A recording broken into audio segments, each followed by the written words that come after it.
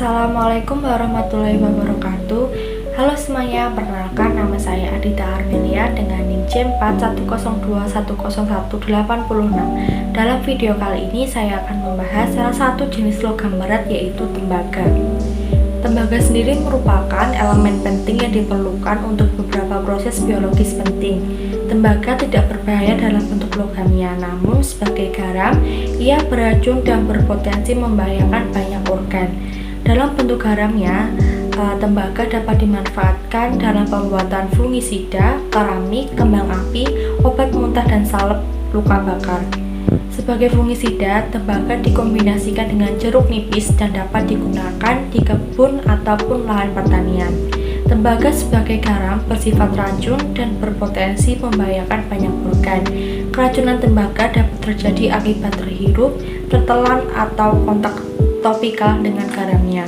Secara klinis, penyakit ini bermanifestasi dengan tanda gejala yang tidak spesifik seperti sakit perut, muntah, kram atau kejang, diare, urin seperti tinta, penyakit kuning, anemia, dan lain-lain.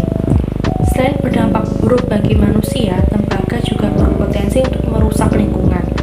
Ketika tembaga dilepaskan ke lingkungan dalam jumlah besar, tembaga dapat mencemari tanah dan air.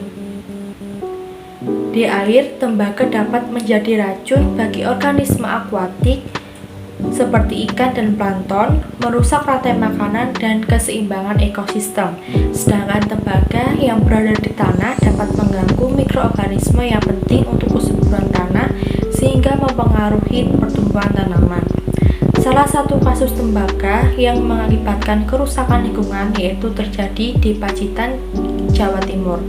Para petani di Kecamatan Ngadirojo, Kabupaten Pacitan memprotes PT Gemilang Limpah Internusa atau GLI yang mencemari lahan pertanian mereka karena adanya tambang tembaga.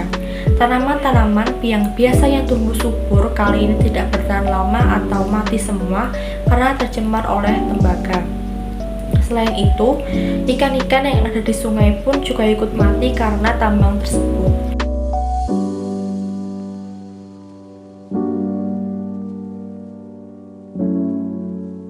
Untuk mengantisipasi bahaya tembaga, penting untuk menerapkan pengelolaan limbah yang baik dan benar.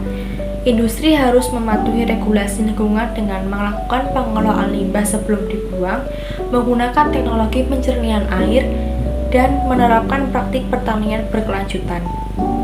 Pengawasan ketat oleh pemerintah dan penegakan hukum terhadap pelanggaran lingkungan juga sangat diperlukan.